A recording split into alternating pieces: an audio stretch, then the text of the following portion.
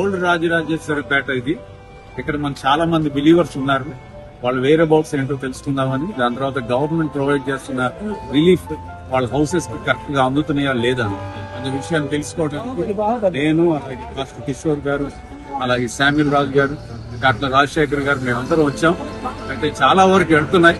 ఇంతవరకు ఈ విషయాల్లో అనేక ప్రాంతాల్లో మనం చేస్తున్నటువంటి రిలీఫ్ వర్క్ లో చాలా మంది ప్రేయర్స్ చేశారు, సపోర్ట్ చేస్తున్నారు.